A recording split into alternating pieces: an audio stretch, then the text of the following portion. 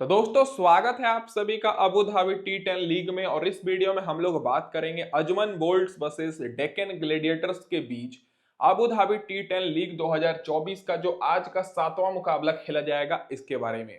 तो एक तरफ है दोस्तों अजमन बोल्ट्स जो कि पिछला मुकाबला हार कर आ रहे हैं, और दूसरी तरफ है दोस्तों डेक्कन ग्लेडिएटर्स की टीम, निकलस पूरन की टीम, और इनमें कई सारे धुरंधर भरे हुए हैं और पिछला मुकाबला बहुत ही अच्छी तरीके से जीत कर ये आ रहे हैं। तो इस वीडियो में खास करके जानेंगे कि क्या हमें अजमन बोल्ट्स की तरफ से ज्यादा खिलाड़ी को रखना चाहिए अपनी टीम में या फिर डेक्कन ग्लेडिएटर्स की तरफ से।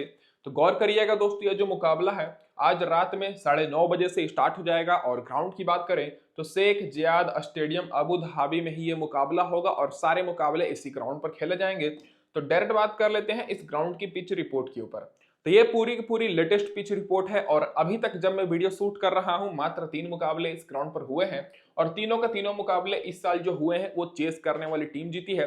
तो जो भी टीम टॉस जीतेगी यहाँ पर चेस करना ही पसंद करेगी।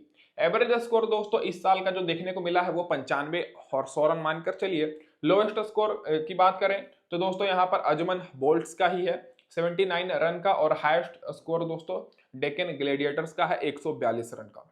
और स्कोरिंग पैटर्न देखिएगा तो 70 और 100 के बीच में एक बार स्कोर बना है और 100 के ऊपर 2 बार स्कोर गया है। और ये है दोस्तों ग्राउंड, और आपको पता है शेख जियाद स्टेडियम का जो ग्राउंड है वो ज्यादा बड़ा ग्राउंड नहीं है। अब डायरेक्ट बात कर लेते हैं दोस्तों जो रिसेंट के 2 टी10 के मुकाबले खेले गए हैं इस ग्राउंड पर, इसके स्टैट्स के ऊपर। तो दोनों इसी साल खेले गए हैं, और जो पिछला मुकाबला हुआ उसमें दोस्तों यहाँ पर डेक्कन ग्लेडिएटर्स बहुत ही आसानी से टारगेट चेस करके 7 विकेट से जीती, जिसमें फास्ट बॉलर को 5 विकेट और स्पिनर्स को एक भी विकेट नहीं मिली थी। और उससे पहले बीटी ने 106 रन का टारगेट दिया था, और इस टारगेट को एमएसए ने बहुत आसानी से चेस करके 6 विकेट से जीत लिया, जिसमें फास्ट बॉलर को 1 विकेट और स्पिनर्स को 3 विकेट मिली। तो पिछले दोनों मुकाबले तो चेस करने वाली टीम जीती ही है, साथ में फास्ट बॉलर को 6 विकेट मिली है और स्पिनर्स को 3 विकेट। तो आपको थोड़ा बहुत फास्ट बॉलर पर ज्यादा फोकस करना है, क्योंकि टी10 में फास्ट बॉलर ही आपको बेहतर विकेट लेते हुए दिखेंगे। फर्स्ट इनिंग में 2 विकेट मिली है और स्पिनर्स को 1 विकेट, और सेकंड इनिंग में फास्ट बॉलर को 4 विकेट मिली है और स्पिनर्स को 2 विकेट। तो सेकंड इनिंग में थोड़ा ज्यादा विकेट गिर रही है।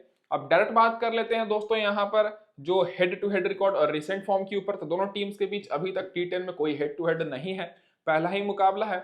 रिसेंट फॉर्म देखा जाए तो अभी तक केवल एक ही मैच खेले हैं, और ये दोस्तों रिसेंट में भी नहीं खेले हैं, और पिछले 5 में से 3 मुकाबला डेक्कन ग्लेडिएटर्स की टीम जीती है, क्योंकि ये पुरानी टीम है।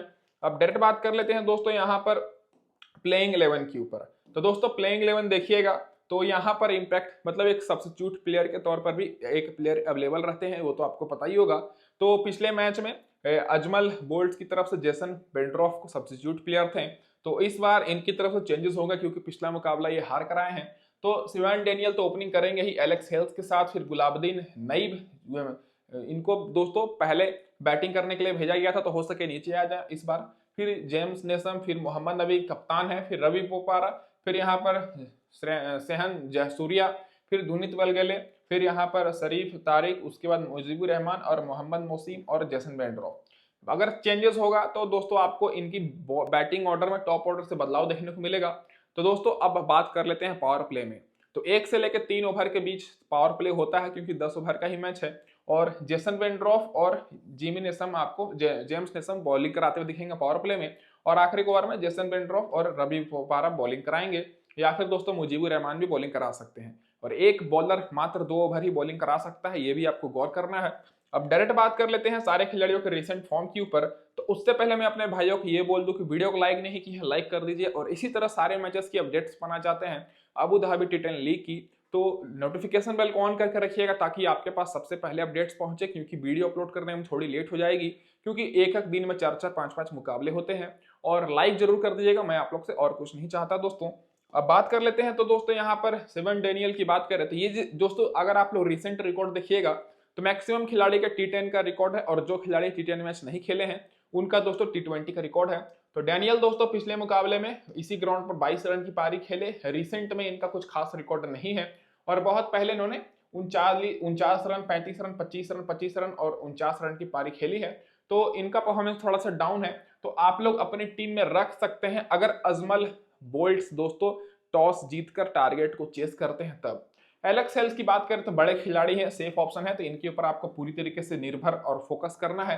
पिछले मुकाबले में भले ही 5 रन की पारी खेले हों, लेकिन रिसेंट में टी10 में 35 रन, 44 रन, 33 रन और 47 रन और 22 रन की ये पारी खेले हैं। तो एलेक्स सेल्स बड़े खिलाड़ी हैं और तेज खेलने के लिए जाने जाते हैं, तो बहुत ही इंपॉर्टेंट रहेंगे। तो ये दोस्तों सेफ ऑप्शन है। और गुलाबदीन नईब की बात करें तो गुलबदीन नईब दोस्तों अगर इस मुकाबले में भी पहले बैटिंग करते हैं तो ये भी बहुत अच्छे ऑप्शन रहेंगे, क्योंकि रिसेंट में 40 run, 30 run, 30 run, 1 wicket, 20 run, फिर 1 विकेट और पिछले मैच में 3 रन और विकेट नहीं मिली थी। और ये पावर प्ले में भी बॉलिंग कराते हैं, तो ये ट्रम्प ऑप्शन हो सकते हैं, क्योंकि इनको उतना लोगों ने नहीं लिया है। तो मैं आपको टेलीग्राम पर अपडेट करूंगा, तो टेलीग्राम चैनल का लिंक डिस्क्रिप्शन में, आप फटाफट से जुड़ जाइएगा कि गुलबदीन नईब पहले बैटिंग करेंगे या फिर नहीं। जेम्स नेसम की बात करें तो ये इंपॉर्टेंट और सेफ ऑप्शन है। पिछले मैच में फ्लॉप हो गए थे, इनकी पूरी बैटिंग लाइनअप फ्लॉप हो गई थी, तभी दोस्तों मैच भी हारे थे। और रिसेंट में इनका 69 रन और 16 रन 1 विकेट का बेस्ट स्कोर है। फिर 19 रन 29 रन की भी अच्छी पारी खेले हैं। और अच्छी बात यह है कि ये आपको बॉलिंग कराते हुए दिखेंगे, ये इंपॉर्टेंट रहेंगे। और जेम्स नेसम दोस्तों इस मुकाबले में सेफ ऑप्शन रहेंगे। तो दो सेफ ऑप्शन है, एलेक्स सेल्स और जेम्स नेसम टॉप ऑर्डर से।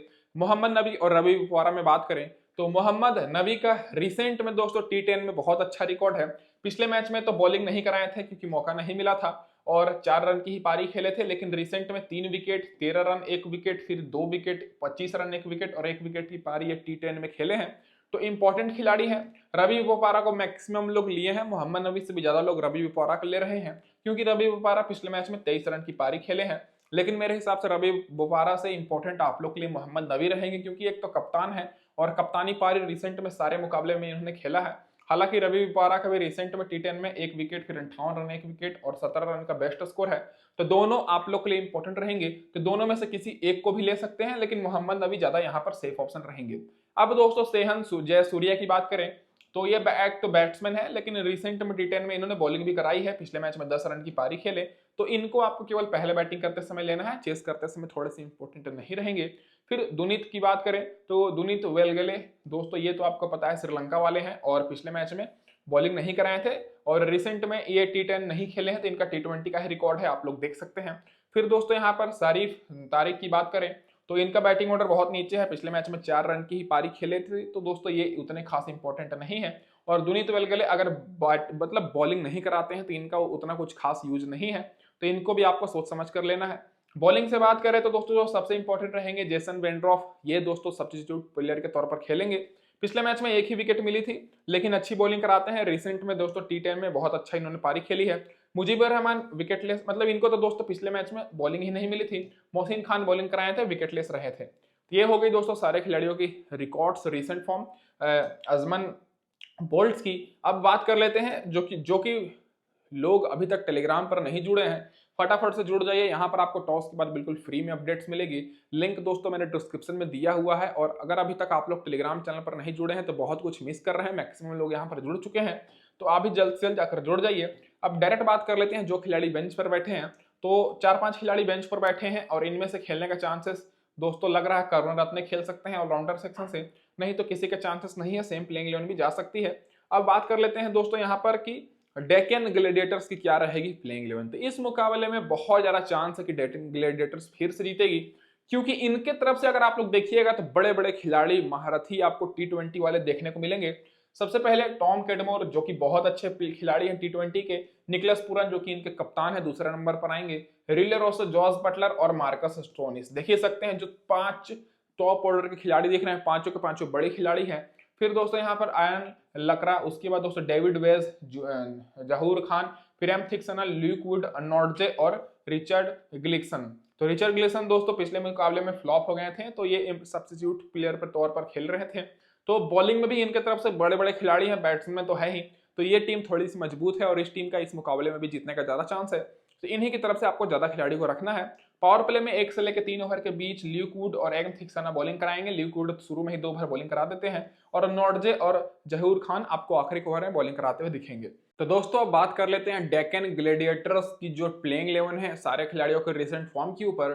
तो अगर आप लोग ओपनर्स का देखिएगा तो कैडमोर और निकलस पूरन आपको ओपनिंग करते हुए दिखेंगे और पिछले मुकाबले में कैडमोर ने 51 रन की पारी खेली थी और निकलस पूरन 0 रन की। तो निकलस पूरन हालांकि फ्लॉप हो गए थे, लेकिन टी10 के बड़े खिलाड़ी हैं। रिसेंट में अगर आप लोग देखिएगा तो 18 रन, 41 रन, 30 रन, 35 रन, फिर 70 रन, 26 रन और 15 रन की इन्होंने शानदार पारी खेली है। और सबसे इंपॉर्टेंट कैडमोर, जो कि रिसेंट के T10 में तो ये इनका महारत हासिल है, मिनिमम 40-45 रन तो ये बनाते ही हैं। तो दोनों ओपनर्स इस मुकाबले में सेफ ऑप्शन रहेंगे और आप लोग captain vice captain Nicholas Pooran को कर सकते हैं। और जो मेगा ग्रैंड लीग के लिए कैप्टन के लिए बेस्ट रहेंगे वो कैडमोर रहेंगे, क्योंकि इनका रिसेंट में अच्छा रिकॉर्ड है T10 में, लेकिन फिर भी कम लोग इनको कप्तान किए हैं। रिले रोसो की बात करें तो 16 रन पर आउट हो गए थे और रिसेंट में इनका जो T10 का स्कोर है वो 20-25 मतलब 15 से 20 रन के आसपास ही है। तो आप लोग चाहें तो रिले रोसो को ड्रॉप कर सकते हैं, रिस्क ले सकते हैं रिले रोसो के ऊपर, लेकिन टॉप के दोनों ओपनर्स इंपॉर्टेंट रहेंगे, कैडमोर और निकोलस पूरन। अब जॉस बटलर की बात करें तो ये बेस्ट ऑप्शन रहेंगे।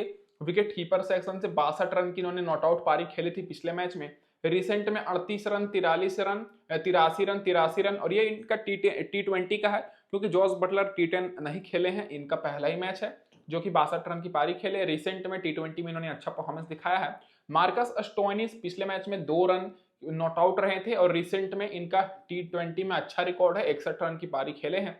तो मार्कस स्टोइनिस, जॉस बटलर, ये दोनों सेफ ऑप्शन रहेंगे। और टॉप के दोस्तों जो 5 खिलाड़ी हैं, पांचों सेफ ऑप्शन है, लेकिन इनमें से आप लोग रिले रोसो के ऊपर चाहें तो रिस्क ले सकते हैं और थोड़ा बहुत स्टोइनिस के ऊपर, क्योंकि ये बॉलिंग तो कराएंगे नहीं, एज अ बैट्समैन ही इनको खिलाया जा रहा है। बाकी दोस्तों बीच में से बात करें तो रिचर्ड ग्लिक्सन और दोस्तों यहाँ पर लकरा, ये दोस्तों आर्यन लकरा, इन दोनों के ऊपर आपको कम फोकस करना है, क्योंकि रिचर्ड ग्लिक्सन एक तो दोस्तों पिछले मुकाबले में विकेट इनको नहीं मिली और आर्यन लकरा को दोस्तों पिछले मैच में मतलब इनको बैटिंग करने का मौका ही नहीं मिला।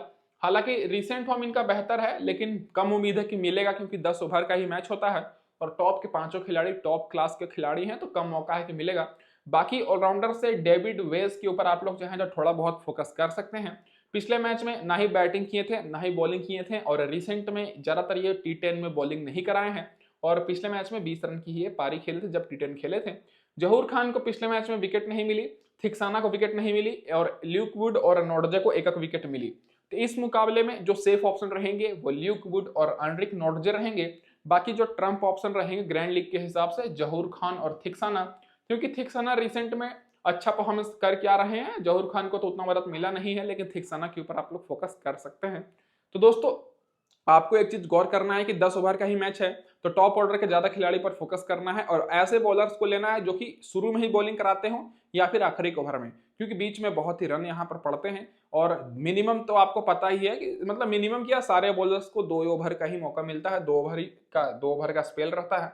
अब डायरेक्ट बात कर लेते हैं जो खिलाड़ी बेंच पर बैठे हैं, तो इनमें से दोस्तों किसी का खेलने का चांसेस कम है। आजम खान जो कि पाकिस्तान के विकेट कीपर हैं, इनका मौका बन सकता है, लेकिन अगर टीम हारती है तब। फिलहाल दोस्तों सेम प्लेइंग 11 के साथ जाएगी। अब बात कर लेते हैं डायरेक्ट टीम कॉम्बिनेशन के ऊपर, तो हमेशा की तरह 2 प्रकार से टीम रहेगी इस वीडियो में। पहली टीम स्मॉल लीग दोनों और दूसरी टीम ग्रैंड लीग के लिए दोनों टीम लगभग एक जैसी है, केवल कैप्टन वाइस कैप्टन चेंज है। मैंने पहली टीम में कप्तान किया है जॉस बटलर को, जो कि पिछले मैच में 62 रन की पारी खेल कर आ रहे हैं, और वाइस कप्तान मैंने थोड़ा सा रिस्क लेते हुए एलेक्स हेल्स को बनाया है।